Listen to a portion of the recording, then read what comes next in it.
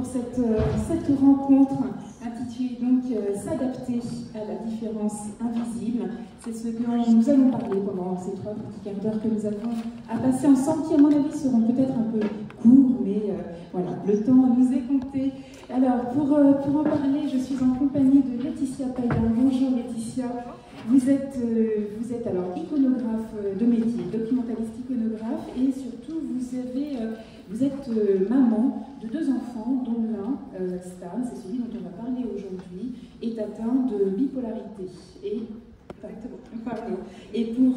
vous êtes également présidente, community manager d'une association dont on parlera qui s'appelle Bicycle, et on comprendra aussi selon les questions à travers ce nom de Bicycle, et rédactrice en chef du magazine Entre deux pôles, également édité par cette association.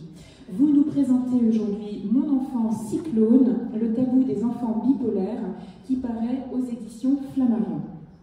Et à côté de moi, Baptiste Beaulieu, bonjour. Bonjour. Vous êtes romancier, médecin, romancier, chroniqueur sur France Inter. Vous avez commencé il y a quelques années à tenir un blog qui s'appelait Alors voilà, et qui a ensuite été traduit, si je puis dire, sous forme de livre. Alors voilà, Les 1001 vies des urgences, qui a été suivi de Vous ne serez plus jamais triste, La balade de l'enfant gris et toutes les histoires d'amour du monde. Et l'année dernière, vous avez publié Celle qui l'attendait, que j'ai ici, que quelques-uns d'entre vous ont peut-être la chance d'avoir acheté hier, mais qui n'est plus disponible sur le site. Et plus récemment, vous venez de publier ce que l'on va évoquer avec vous aujourd'hui.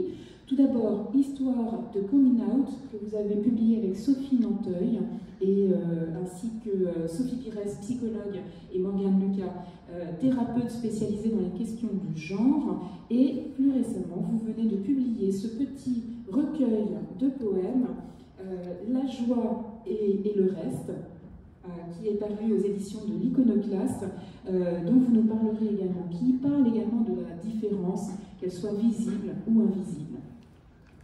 Alors pour commencer cet échange, donc consacré à la différence, et notamment à la différence qui ne se voit pas, celle qui peut-être peut susciter l'incompréhension, quel que soit aussi le moment auquel elle survient. Je vais peut-être commencer avec vous, Laetitia Payan, pour retracer ce qu'il en est de ce livre, Mon enfant cyclone, qui va nous parler de ce petit garçon, Stan, qui arrive au début du printemps 2009, dans une famille unie. Vous êtes marié avec Eric, vous avez une petite fille au charmant prénom japonais Atsuki, et arrive Stanislas, avec lequel les choses vont être assez difficiles assez rapidement, mais peut-être qu'au début on peut simplement penser qu'il s'agit d'un enfant qui a une santé un peu chancelante. Oui, au tout début, en fait, ça a été compliqué parce que c'était un enfant qui pleurait beaucoup, qui dormait peu, mais à ce moment-là, il avait aussi beaucoup de problèmes de santé.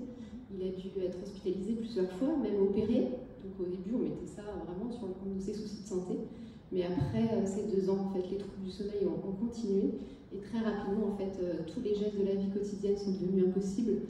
Donc c'était mettre son manteau, prendre son bain, le mettre dans son siège auto. En fait, il y avait une intolérance à la frustration qui était extrême, qui a entraîné des crises qui avaient lieu plusieurs fois par jour et qui pouvaient durer plus d'1 heure.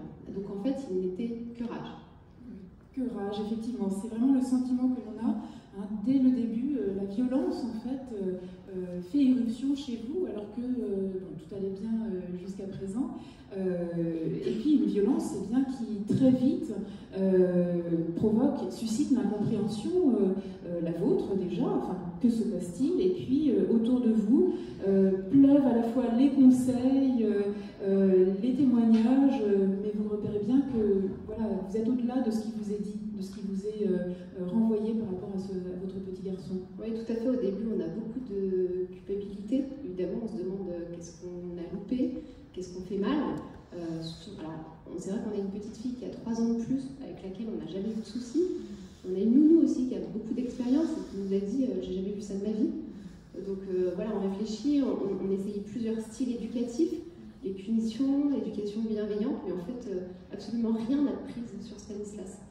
Et puis, il y a très rapidement les mises en danger de Stanislas, et donc là, on se dit, il y a un électrochoc, on dit qu'il y a probablement autre chose et qu'il faut continuer à chercher. Ces électrochocs, ils passent donc par cette violence, violence verbale, violence physique, il faut le maîtriser lorsqu'il faut même ne serait-ce que le soigner. Et puis, il y a aussi votre petite fille en miroir, Atsuki, où vous comprenez que c'est peut-être trop, vous êtes entièrement prise par Stan, et voilà, il y a véritablement un équilibre qui devient instable et qui met en danger aussi votre fille. En fait, ce qu'il faut savoir, c'est que dans ce trouble, en fait, toute la famille souffre. C'est extrêmement dur pour tout le monde. Et en fait, elle nous disait, quand mon frère est en crise, j'ai l'impression d'être un fantôme.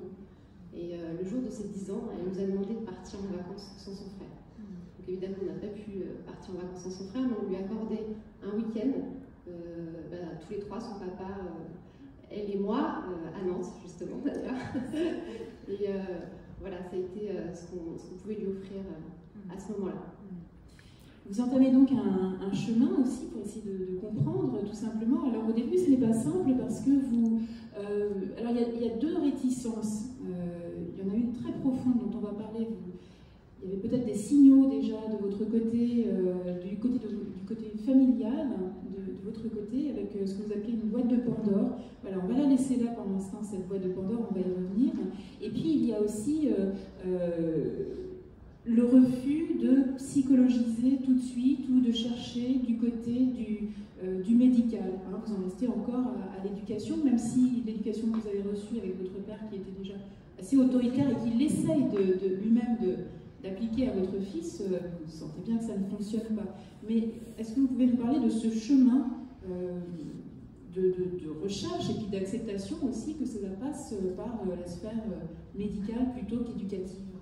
En fait, quand on cherche en fait, sur Internet, on vous dit que les troubles psychiques n'existent pas chez les enfants, qu'on ne pose pas de diagnostic chez un enfant. Et c'est vrai que c'est difficile de donner un médicament parce que vous avez aussi le regard des autres. On vous dit tu drogues ton enfant pour être tranquille. Voilà. Alors j'insiste sur le fait aussi que le médicament c'est vraiment une béquille. Il y a aussi toute cette prise en charge psychologique, cette psychoéducation autour de la maladie qui est très importante. Et puis à un moment, il y a tellement de mise en danger.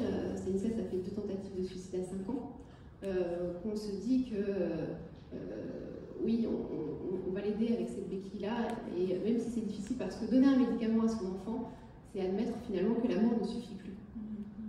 Et puis, je vais vous donner le nom, une béquille, il s'agit bien de l'aider, parce que ce qui est bouleversant dans cette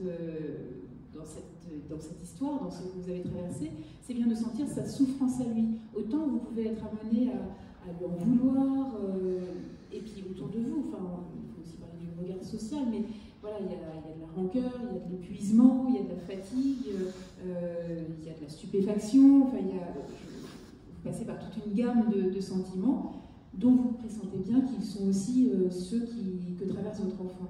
Tout à fait, il y a sa souffrance à lui qui nous a aidé aussi à avancer. Donc, en fait, il verbalisait beaucoup. C'était un petit garçon qui se rendait compte, en dehors de ses cris, qu'il était dysfonctionnel. Il nous disait, mais à force de mes cris, vous allez finir par ne plus m'aimer.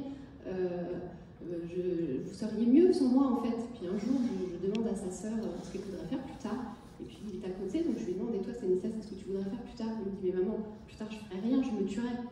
Donc voilà, c'est ces choses comme ça. Et à quel âge quand il vous dit ça? Il a 5-6 ans.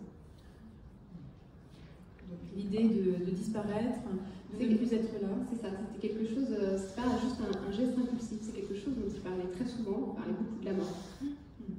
Il vous parle aussi, il vous dit aussi, quand il vous pousse à bout, que vous résistez, parce que vous avez commencé, c'est le moment où vous avez déjà commencé à prendre un peu de distance, il vous dit, mais pourquoi tu pleures pas?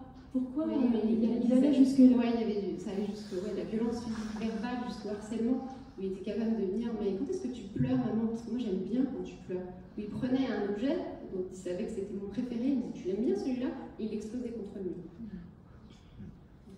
Alors, avant d'évoquer le chemin de reconstruction, de guérison, de prise en charge. Peut-être évoquer aussi des signaux auxquels le comportement de Stan vous a renvoyé. Et ça, peut-être que ça a été aussi une part assez douloureuse. J'ai parlé de cette boîte de Pandore qu'on a mis tout à l'heure de côté. Quelle était-elle, cette boîte, et que vous disait-elle en filigrane d'un cheminement qui peut-être dépassait Stan au niveau de sa propre vie à lui? En fait, il faut savoir que dans ces troubles, il y a souvent une vulnérabilité génétique.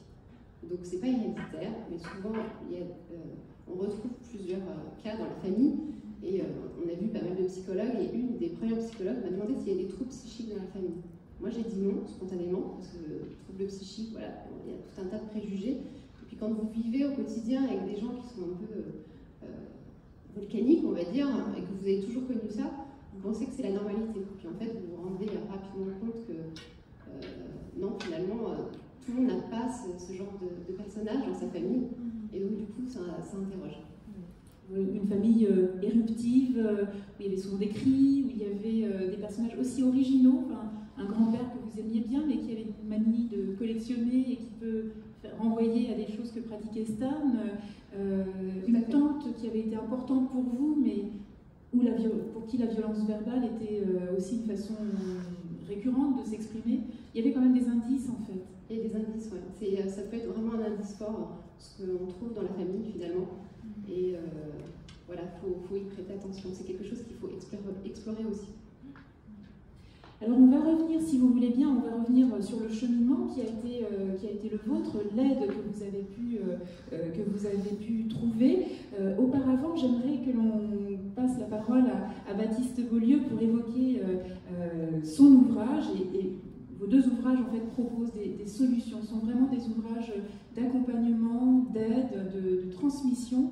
Et avant d'évoquer cette association Bicycle qui est si importante pour vous à présent, j'aimerais qu'on en vienne à votre livre, Baptiste Beaulieu. D'abord peut-être une réaction du médecin à ce qui vient d'être dit et aussi à la difficulté de la médecine à poser un diagnostic de tendance psychiatrique ou psychique sur un aussi jeune enfant. Enfin, ça c'est quelque chose, Laetitia est dans le vrai quand elle dit elle a été confrontée au début à des médecins qui disaient on ne pose pas de diagnostic chez l'enfant, parce que moi c'est ce qu'on m'a souligné pendant toutes mes études de médecine, parce qu'on nous explique qu'un enfant c'est plastique, que ce qui est vrai aujourd'hui peut être faux demain, et que du coup c'est toujours dangereux de les, entre guillemets, de les mettre dans des cases. Et en même temps, c'est pas une réponse du tout satisfaisante pour les parents qui sont souffrants, pour l'enfant. Ça a des dehors d'humanisme, en fait, de dire que rien n'est figé, rien n'est joué, mais pour autant, on ne traite pas les choses. Il y a ça, et puis il y a une autre chose, il faut dire la vérité, c'est que les médecins détestent quand ils font en phase 2 des patients qui connaissent mieux la maladie ou le trouble dont souffrent leurs proches ou eux-mêmes, parce qu'ils se sont dépossédés du pouvoir que leur a conféré la société en tant que médecin. Et c'est la vérité. Et quand moi j'ai des patients qui connaissent, évidemment, je sais ce que c'est une insuffisance rénale, mais une patiente qui est dialysée rénale et qui passe 4 heures à 3 fois par semaine à son dialyseur, elle connaît bien mieux la maladie que moi. Mais aucun médecin vous dira ok, je suis d'accord, tu as raison, je sais pas. Non. Cheminer ensemble, c'est difficile. Mais heureusement, la société elle bouge, c'est notamment grâce à des associations comme celle de Laetitia, je crois. Et on en parlait un petit peu hier. Je pense que c'est fondamental de faire entrer les patients, les patientes dans les facultés de médecine. Parce que, d'abord, c'est pour eux qu'on soigne. Voilà. C'est bien de le rappeler à certains médecins de temps en temps. Et puis, je crois que c'est important, pas seulement les patients, les patientes, mais aussi les personnes qui sont victimes de discrimination, quelle qu'elle soit. Moi, je milite pour que c'est la vérité, pour que les féministes viennent dans les facs de médecine parler de ce que c'est qu'une violence obstétricale aux futurs médecins. C'est important. Je milite pour que les associations qui luttent contre le racisme viennent parler du racisme dans le milieu médical. Il y a encore, c'était il y a 2 ans, on se souvient de Naomi Nsanga, vous savez, une jeune fille qui a été appelée Samy, et qui en vain, et qui n'a pas été prise au sérieux parce qu'elle avait un accent africain. Voilà. Et ils se sont dit, oh voilà, elle en fait des caisses, syndrome méditerranéen, etc., etc. Et elle est décédée. Et il faut écouter l'enregistrement. C'est important. Il est terrifiant cet enregistrement. Et effectivement, il est disponible et il est terrifiant sur ce qu'il traduit de racisme et de parti pris. Moi, je l'ai vécu en tant qu'étudiant, des professeurs qui nous disaient mais non, c'est le syndrome méditerranéen, on fait des guerres. Syndrome méditerranéen, en gros, c'est la personne d'origine soit d'Afrique du Nord, soit d'Afrique tout court, et qui, d'après nos professeurs, va avoir tendance à surinterpréter sa douleur, et du coup, il faut tout revoir à la baisse. Elle dit qu'elle a très très mal, ça veut dire qu'elle n'a pas trop mal, en fait. Voilà, c'est ça. Sauf que... Et c'est ça qui est enseigné. Oui, ah oui. Alors, peut-être pas dans toutes les facs, mais je sais que c'est enseigné dans beaucoup de facs.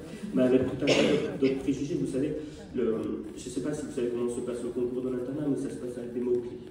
Voilà, il faut avoir un certain nombre de mots-clés, chaque mot-clé remporte un certain nombre de points, et par exemple, dans l'intitulé, c'est-à-dire dans le cas clinique, si on nous dit voilà un homme vient ayant des relations sexuelles avec d'autres hommes, les mots-clés qu'on devait avoir, c'était VIH, SIDA, syphilis, parce que voilà, pour un médecin, un homme homosexuel, c'est un partout sidaïque, et que c'est voilà, en gros. Mais comment vous voulez qu'on forme les futurs médecins à ne pas juger les patients alors qu'on leur dit, on leur apprend à devenir médecin comme ça. Voilà. Alors est-ce pour ça justement d'ailleurs que votre livre, dont on va parler à présent, Histoire de Coming Out, s'ouvre sur un lexique, sur la nécessité de nommer à la fois précisément, mais de nommer aussi pour dire la diversité. Ben, c'est important, c'est Camille qui dit mal nommer les choses, s'ajouter du malheur au monde.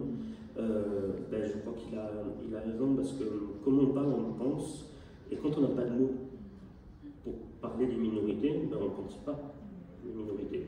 On ne pense pas à leurs expériences, on n'entend pas leur voix. Je pense que c'est important même de dire oui, rien que ce titre-là, enfant bipolaire, je pense que c'est important de le lire, que ce soit marqué quelque part. Oui, effectivement, peut-être, oui, je ne savais pas, peut-être qu'il y a des enfants qui souffrent de bipolarité. Et puis il y a des mots qui ne sont pas des gros mots. Vous savez, récemment, les habitants de l'île de Lesbos ont intenté un procès contre l'État, leur État, pour demander à ce que qu'on arrête de désigner les femmes ayant des relations sexuelles avec d'autres femmes comme des lesbiennes, parce qu'ils considéraient que c'était une humiliation pour leur île. Voilà. À quel degré on en est rendu pour que les personnes perdent leur temps. Il y a des choses pour faire profiter, aller au soleil, sur la plage. Il y a des choses plus intéressantes à faire que ça. Et puis le degré de fragilité, quand même, pour se sentir menacé. Oui, dans son identité, oui, dans sa stabilité. Histoire de coming out, donc ce sont, alors, on est bien d'accord qu'il ne s'agit pas d'un handicap ou d'une maladie, hein. Il faut le redire, lorsqu'on lit à travers vos pages que ce n'est que depuis 1990 que l'OMS a retiré l'homosexualité comme étant de la liste des maladies, des pathologies. Donc je crois qu'on ne le répétera jamais. Puis rappelez qu'il y a des milliers d'homosexuels qui ont été déportés durant la Seconde Guerre mondiale. Oui, et qui continuent d'être assassinés. Bien sûr, dans le monde entier. Voilà. L'entrée du coming out, ces histoires de coming out, qu'est-ce que ça vous permettait de dire sur le fait d'avoir justement une différence ou un sentiment de différence auparavant invisible et que l'on choisit de rendre visible? Pourquoi cette entrée spécifique pour votre ouvrage? C'est très important parce qu'on a souvent tendance à dire mais la sexualité est de l'ordre de l'intime. Alors déjà, ramener une orientation sexuelle à quelque chose de purement sexuel, c'est mettre de côté ce qui est, c'est très bête, ce qui est de l'ordre de l'amour, voilà. Et puis ça participe, c'est un processus qui est assez fréquent dans la manière dont s'exerce l'homophobie dans notre société, c'est l'hypersexualisation des homosexuels. Voilà. C'est quand on a un gamin de 10 ans qui dit voilà, je crois que j'aime les garçons. Quand on lit sur les réseaux sociaux qu'un gamin s'est suicidé à 10 ans parce qu'il souffrait de harcèlement, parce qu'il avait dit qu'il était homosexuel, on voit toujours dans les commentaires des gens qui disent « Et comment tu peux savoir à 10 ans que tu es homosexuel ?» etc.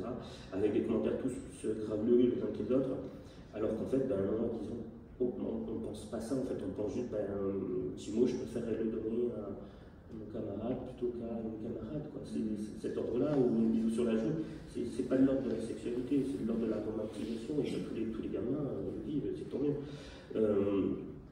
Ça participe à une première forme de violence. Après, la deuxième forme de violence, c'est évident, c'est la socialisation masculine. C'est la manière dont on nous apprend à devenir des hommes, à investir ce rôle-là de l'homme.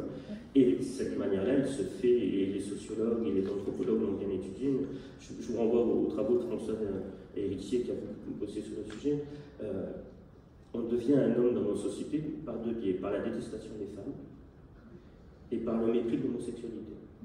Et ça, on le voit très bien quand on voit des garçons qui socialisent entre eux, ça va être les blagues autour des femmes. Également une sorte de concours à celui qui en a entre guillemets le plus voilà, vous voyez ce que je veux dire. Voilà. Et puis les blagues à base, ça PD, etc. Vous savez que l'insulte PD, c'est l'insulte la plus prononcée dans les collèges. On estime qu'un adolescent l'entend environ 15 fois par jour. Et donc on estime qu'il y a 7% de la population qui est homosexuelle ou lesbienne, sachant qu'il y a environ 600 000 du coup, mineurs en France qui sont comme ça même. C'est énorme. Qu'est-ce qu'on fait pour ces 600 000 gamins sur le nombre de mineurs en France? Si on ramène ça à 7%, ça fait 600 000. Quelle va être la construction narcissique en tant qu'individu quand ils entendent 15 fois par jour que la pire des insultes, c'est ça. Voilà. Donc ces histoires de coming out, il y en a plusieurs. Il y a, quand aucun modèle ne nous correspond, ne pas vouloir rentrer dans une case, le coming out libérateur. Et j'ai l'impression que c'est celui qui correspond bien à ce qui nous rassemble aujourd'hui. Une différence invisible, inconnue, méconnue et mise de côté, qui devient soudain visible. Mais c'est le caractère libérateur que ça. Mais on ne peut pas imaginer à quel point c'est important quand on a vécu toute sa vie dans le secret ou dans le mensonge, dans une vitrine, avec aussi ce qu'on appelle de l'homophobie intériorisée, la détestation de soi-même et de ses élans, et que d'un seul coup on dit j'envoie tout ça valdinguer, je dis qui je suis, qui j'aime, et c'est une renaissance. Et d'ailleurs on le voit parce que même dans les sociétés où c'était impossible de faire un coming out, les artistes le faisaient quand même. Je vais vous donner un exemple qui est frappant, et les gens ne s'imaginent jamais que vous connaissez tous La Petite Sirène de Hans Christian Andersen, le conte, tout le monde trouve ça ravissant, c'est une belle histoire. Voilà. Sauf que les gens ne savent pas que c'est un coming out. C'est Hans Christian Andersen qui est amoureux d'un jeune homme qui s'appelle Edward Cullen.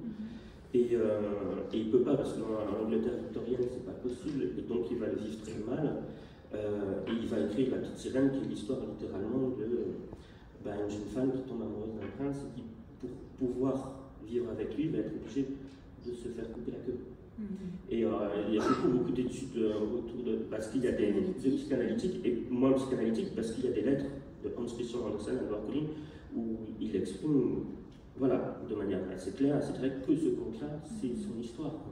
Alors c'est toujours merveilleux de voir des parents qui disent « Ah non, on ne parle pas de ça aux enfants, quoi. Tiens, on va regarder La Petite Sirène. » Voilà.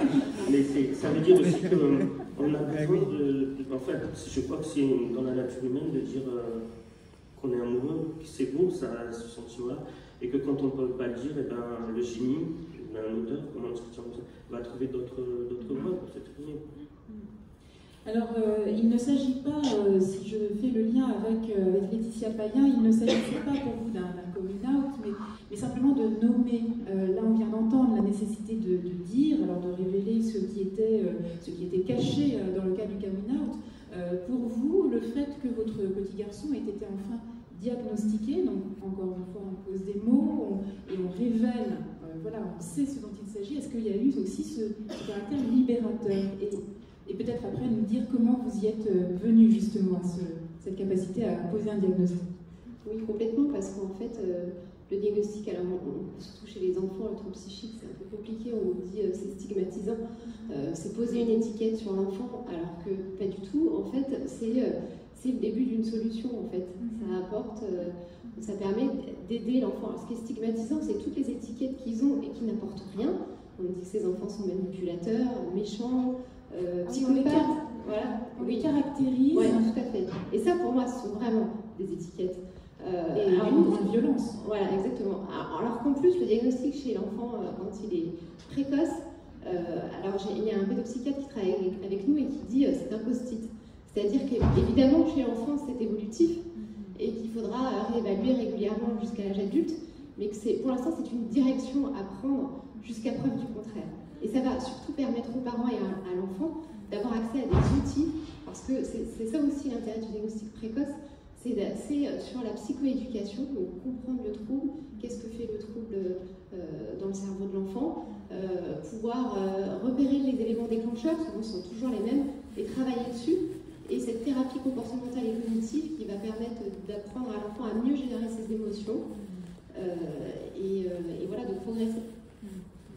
Et vous, comment avez-vous accédé à ce diagnostic? Parce qu'il y a eu un long cheminement. Hein. J'ai parlé tout à l'heure du refus, enfin, voilà, de la réticence que vous pouviez avoir au traitement médicamenteux, au fait de psychologiser, enfin, au fait de médicaliser tout simplement, le psychiatriser. Hein. Comment est-ce qu'on accepte déjà de passer de l'éducatif au médical? Parce que, comme je vous disais, c'était vraiment extrêmement violent et difficile et qu'il a commencé à mettre sa vie en danger. Donc à partir de ce moment-là, c'est quand même super compliqué. Et en fait, ce médicament, on s'est rendu compte que c'est le médicament à faible dose. C'est l'intérêt, toujours pareil, du diagnostic précoce, de retarder au maximum la prise de médicaments et quand on en donne, de donner les doses les plus faibles possibles. Ce médicament lui a permis d'être accessible, enfin, de pouvoir accéder à cette psychoéducation à laquelle il était tellement pas suffisamment stabilisé que rien ne fonctionnait. En fait, toutes les méthodes éducatives et d'accompagnement psychologique qu'on avait fait avec lui ne fonctionnaient pas. Et à partir de ce moment-là, il y a vraiment eu un déclic où il a pu commencer vraiment à mieux gérer ses émotions. Il y a un événement assez marquant que je raconte dans le livre.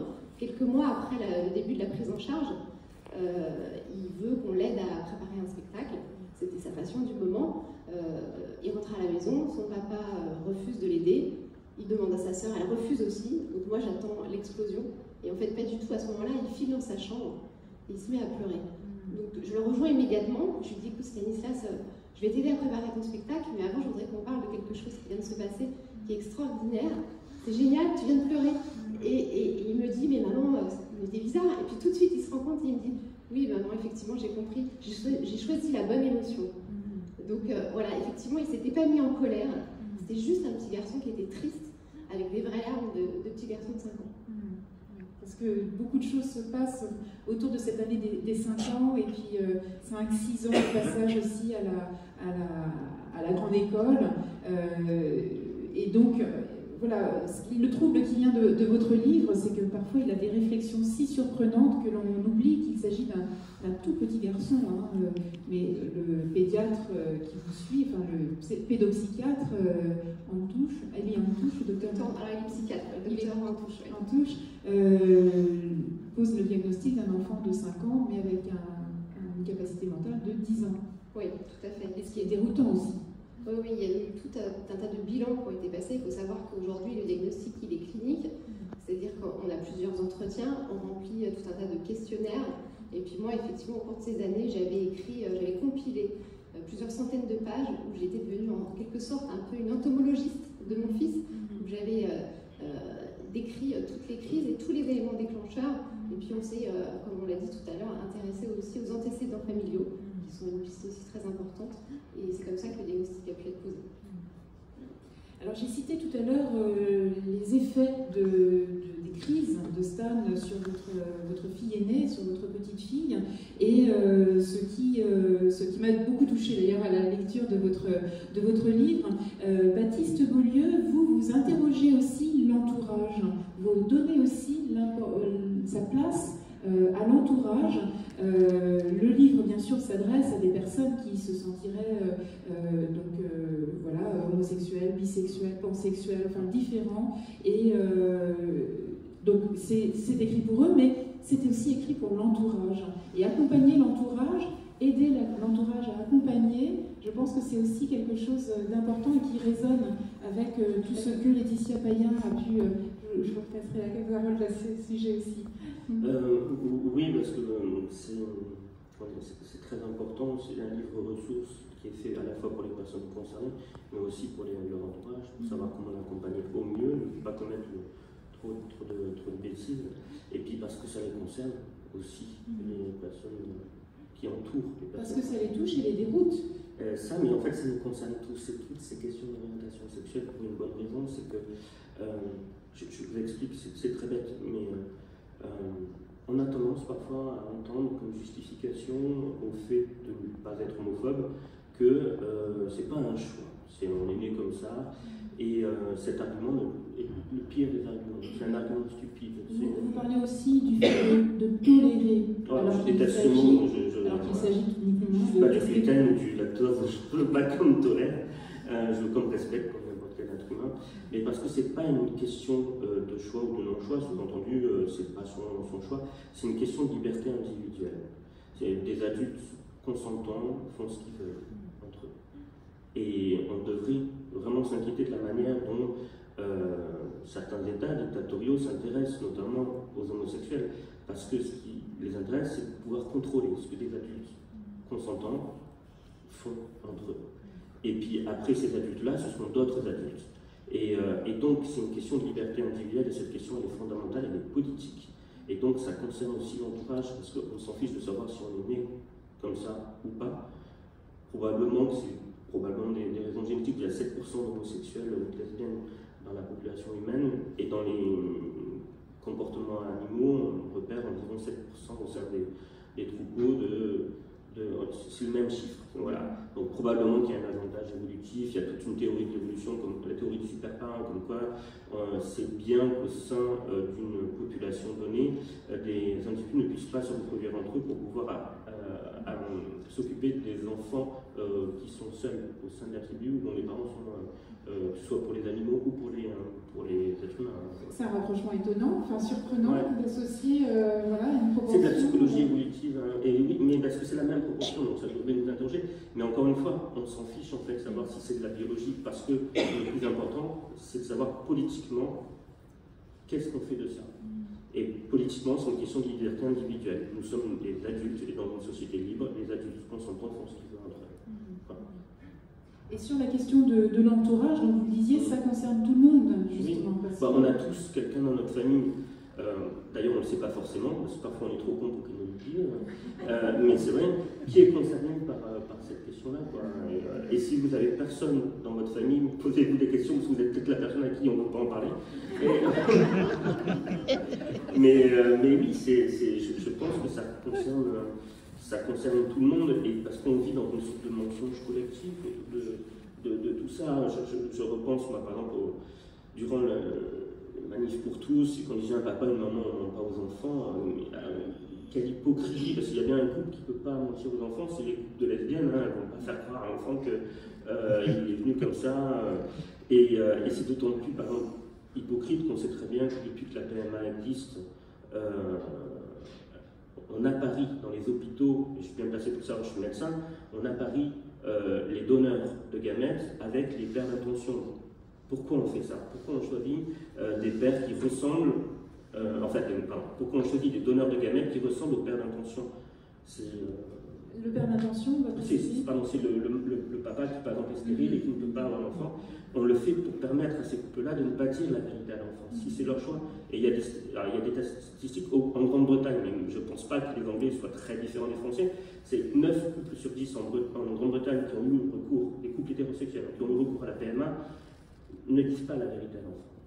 Et l'enfant grandit sans savoir. Alors je ne juge pas ces couples, on fait tout ce qu'on peut, la vie est compliquée, mais qu'on ne vienne pas après dire les lesbiennes vont mentir aux enfants. Non, ça semble difficile en effet.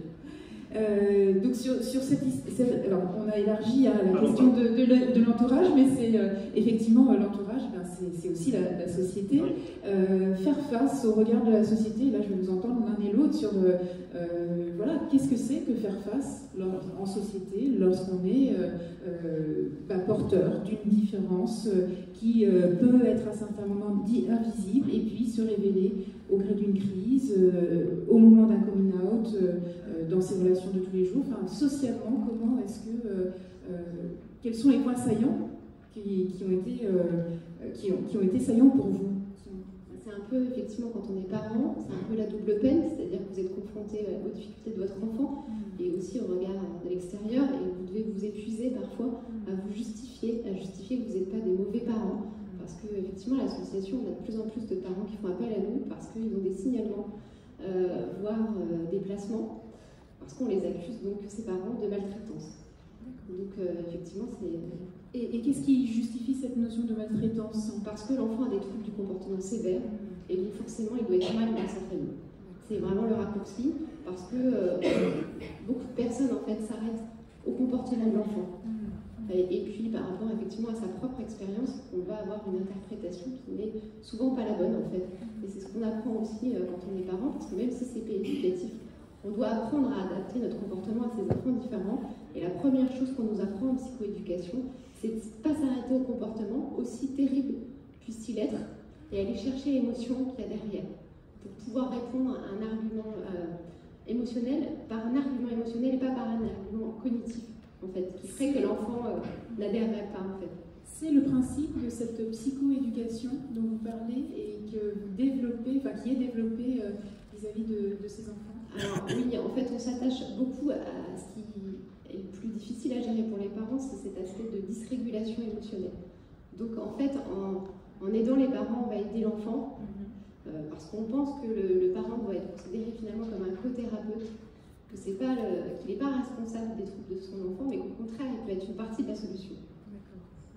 Donc on retrouve cette idée d'ailleurs d'associer davantage les parents, l'entourage, les associations au traitement, à la démarche thérapeutique, comme on parlait tout à l'heure Baptiste Beaulieu, enfin, cette nécessité d'intégrer ceux qui le vivent au jour le jour et puis qui ont travaillé dessus, comme de la même façon que vous avez pu travailler, chercher pour trouver des solutions.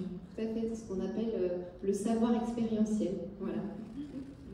Alors, cette association, et on peut en parler à présent, celle qui s'appelle Bicycle, vous la trouvez vous aussi en ligne, et c'est là que vous allez trouver des ressources pour penser autrement, et puis pour vous apaiser tout simplement, pour entamer un cheminement constructif, et puis être en présence d'autres parents qui rencontrent les mêmes difficultés.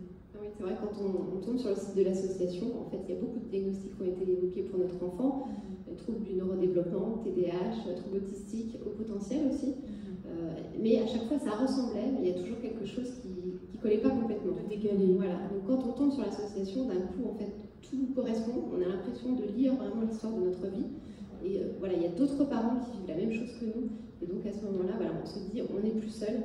Et effectivement, dans cette association, on a retrouvé notamment des groupes de parole qui nous ont permis d'échanger entre parents, et même là, depuis effectivement la publication du livre, j'ai beaucoup de parents qui m'écrivent et qui me disent, mais en fait, vous avez changé juste les prénoms, vous racontez l'histoire de nos vies. D'accord. Ah oui, donc ils s'y retrouvent pleinement. Bicycle, le nom est très joli. On peut expliquer d'où il vient? Oui, alors en fait, c'est la contraction de bipolarité et cyclothymie, parce que la cyclothymie, c'est la forme du trouble bipolaire qui correspond aux enfants, en particulier avant 15 ans, parce que c'est vrai qu'on a l'idée de la bipolarité dans sa forme toujours typique et caricaturale, donc c'est extrêmement rare effectivement chez l'enfant avant 15 ans. Et aussi le bicycle, c'est l'ancêtre du vélo, sur lequel il faut continuer à avancer pour ne pas perdre l'équilibre, un petit peu ce qu'on retrouve dans nos familles. Oui, même s'il y a une petite roue et une grande roue, c'est la singularité de ce vélo, et donc vous en êtes à présent présidente de cette association. Oui, ça fait 5 ans donc je préside cette association avec une action très forte qui me tient à cœur, qui sont l'organisation de nos ateliers tandem, qui sont justement des ateliers de psychoéducation à l'attention des parents pour mieux comprendre leur enfant, parce que ce qui est terrible aussi, c'est qu'à un moment, il y a une telle incompréhension qu'on finit par ne plus aimer son enfant.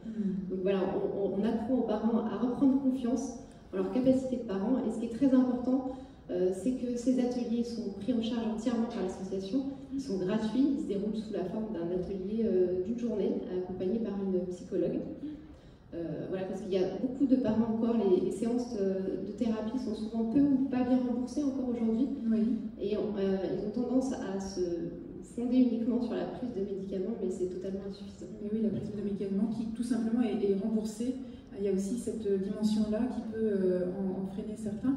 Votre association est présente partout en France, ou vous avez des relais? C'est une association à rayonnement national, c'est la seule en France. Donc, on a même des adhérents au Canada, aux États-Unis, en Suisse, au Luxembourg, et en fait on a un groupe de parole sur Facebook, ce qui permet de rendre le groupe de parole accessible à tous. Et depuis le confinement, on a fait des visioconférences et on a fait des ateliers tandem en visioconférence. Donc on a même eu une maman à la Survie de la Réunion qui a participé à ces ateliers dernièrement. D'accord, oui, on voit effectivement, puisque votre livre, vous l'avez publié cet été, je crois. Il est sorti le 16 mars. Et vous en avez... Ah oui, donc encore plus récemment. Et donc il est effectivement question du confinement et de l'action de votre association Bicycle qui continue d'être opérante. Laetitia Payen parlait donc de cette association. Baptiste Beaulieu, vous aussi, dans ce Histoire de Coming Out, c'est un livre ressources, puisqu'on y trouve des coordonnées d'associations, et puis aussi une partie très artistique et littéraire. Les ressources, ce sont des associations alors, qui sont nombreuses en France et que vous citez. Et je rappelle donc, la coécriture avec une psychologue, avec quelqu'un qui est spécialiste des questions de genre, mais aussi il y a ce recours à la littérature, au film, à la musique, et adapté à chaque type de coming out. C'était important, cette dimension culturelle, ces ressources culturelles. Parce que je pense que c'est le meilleur moyen de faire comprendre à son enfant qu'on se pose peut-être des questions sur son orientation sexuelle, mais que c'est pas un problème. Et sans lui dire frontalement, je crois que laisser traîner un livre de Virginia Woolf ou n'importe quel film qui peut aborder ce sujet-là de manière tranquille, apaisée, et de montrer que c'est pas un problème, je pense que c'est un bon moyen de dire les choses sans être trop frontal. Et je vais juste revenir parce que je trouve que ce que dit Laetitia est vraiment passionnant, notamment sur les préjugés autour de la maladie mentale en France. En tant que médecin, je suis confronté aussi à une peur chez les patients qui est la peur, quand je regarde, de voir peut-être soit mettre des antidépresseurs, soit s'orienter vers un psychiatre ou un psychologue. Toujours cette crainte d'être catalogué ou quoi. Et c'est important de rappeler que c'est pas parce qu'on la voit pas, c'est pas parce que vous cassez le bras demain, je vais faire une radio, je vais voir que vous avez l'os cassé, personne ne va remettre en cause en voyant votre radio que vous avez le bras cassé. Et pourtant, effectivement, on ne peut pas faire de radio du cœur qui montre que voilà, vous avez le cœur brisé ou que voilà, il est à cheval sur deux émotions en permanence. Et pourtant, ça existe. On sait très bien que, par exemple, la dépression, il y a des déficits en sérotonine et c'est comme ça qu'on guérit une dépression.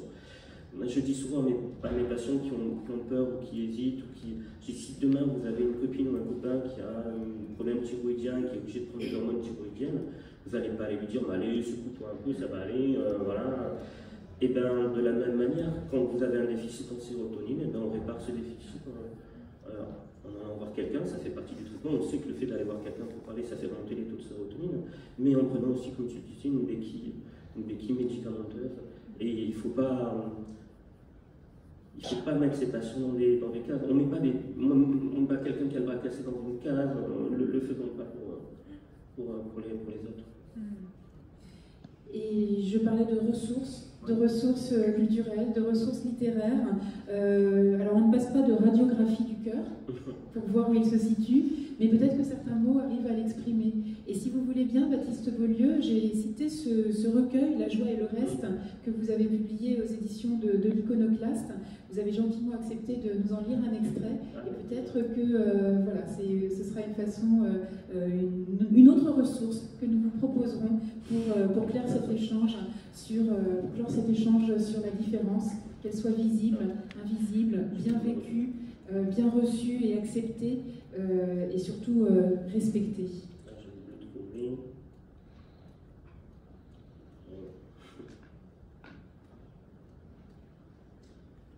Alors ce sera un poème sur la charge mentale des femmes. Merci.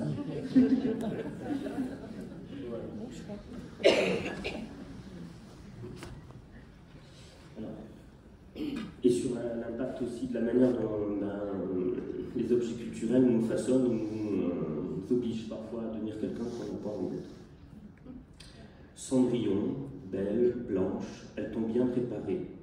Pour lui, tu te feras docile, tu courberas les chines, tu deviendras une bonne, qui donne tout, ton cœur, ta vie, ta douceur, et te persuade jour après jour que la mer d'où tu nages a l'odeur du bonheur. Cendrillon, belle, blanche, Tu es bien préparée, tu es pieuse en amour et veux sembler heureuse. Des heures et des heures, même les plus creuses, pour bien cacher tes pleurs, aux ours, aux fées, aux hirondelles, à nos enfants et à leurs professeurs, et surtout aux amis. Devenir un grand corps vide et n'avoir pour regard qu'une absence translucide. Un jour, tu échoueras sur le divan d'un psy. Aux grands yeux de hibou, tu lui demanderas où ta vie est passée, et il te fera comprendre, à sa manière très tendre, à sa manière bien chère, qu'hélas, il est trop tard. Blanche, belle, Cendrillon, elles t'ont bien préparée. D'abord lui plaire, lui donner coup sur coup 3 enfants, du plaisir et des tartes au citron. Être une bonne, sans joie, sans souliers, sans salaire, puis perdre tes temps, être un ver tortillé, hameçonné, qui sourit, qui se ment. Puis ce jour viendra, quand il faudra mourir, sans avoir eu de balle, sans avoir eu de prince, tu te tiendras dans la main sa paire de chaussettes sales. Merci à vous. Merci à vous. Laurent Francis-Claude, parlé aux éditions Flammarion. Merci Baptiste Beaulieu, La Joie et le Reste, et Histoire de Coming Out aux éditions Albert Michel. Merci infiniment à tous les deux, et merci à vous.